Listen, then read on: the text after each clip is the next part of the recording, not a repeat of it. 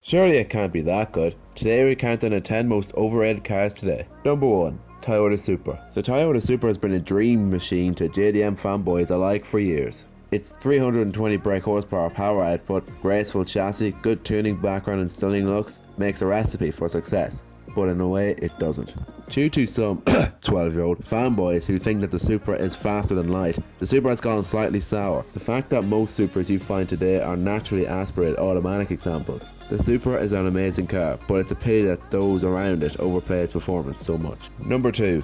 Nissan GTR. When the Nissan GTR first launched, it used a 3.8 litre twin turbocharged V6 pushing a 480 brake horsepower, coupled to a lightweight, quick dual clutch gearbox and incredible all-wheel drive system. This could all be had for less than the price of a Porsche 911 Carrera 4S. However, despite a few power upgrades and a few changes from the inside and out, the car has remained largely unchanged 7 years after its release. The only problem is that the car costs nearly 50% more than it did originally, nearly defeating the purpose of the thing. Its heavy weight, lack of manual and overdose of tech means that it isn't really a true driver's car either. Number 3.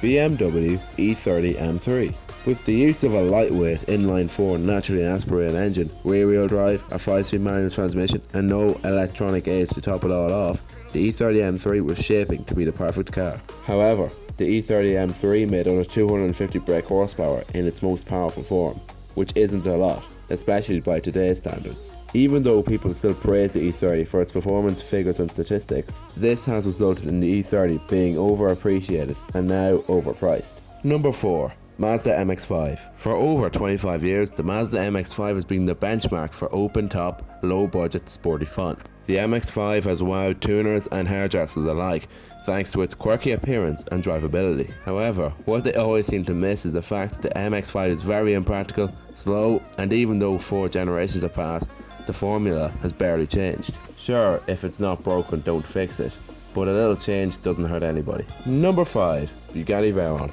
The Veyron was powered by an 8-litre W16 engine with 4 turbos and 1000 brake horsepower. Special edition Veyrons had a power hike to around 1200 brake horsepower. However, no matter how insane these numbers are, the Veyron is really just a one-trick pony. Speed was its only claim to fame, but around the track it really didn't have much to offer because of its sheer size and weight. It's also clear to say that the more money than sends rappers didn't help either. Number 6. Dodge Challenger Demon. Even though this car has just been released, the Dodge Demon has already been overhyped. The countless teased claims made by Dodge only made people fed up about hearing about it. Sure, it will probably live up to the claimed times and hype it's making, but it will be under a lot of pressure to live up to it, either way.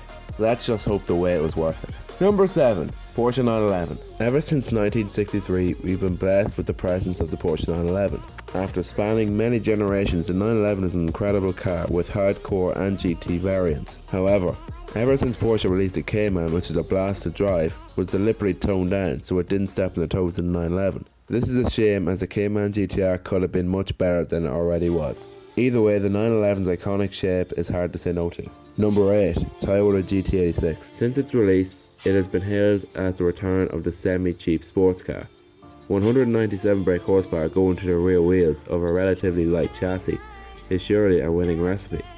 But in standard form, the GT86 is as slow as an episode of Sopranos. Some people like the power, but others simply want more, as the lack of torque and power makes the excellent chassis feel wasted on.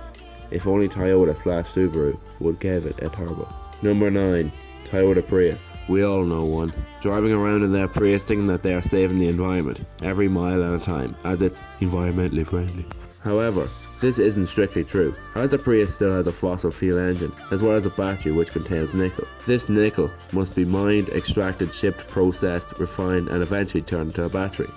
This process is so bad to the environment that it actually does more damage than an average car. A Land Rover discovery, in fact. Number 10. Tesla Model S. We've all seen the videos of the plucky Tesla hammering Challengers, Mustangs and Lamborghinis. Yes, it is fun to watch, and it does give electric power a good name. But what else can it do? Other than drive by itself, the Model S still only gets 315 miles, which isn't bad, but it's still far off its petrol-powered competitors. You also have to take in the large price tag of a Tesla, or any other electric car for that matter. You also have to take in the production of the batteries as well.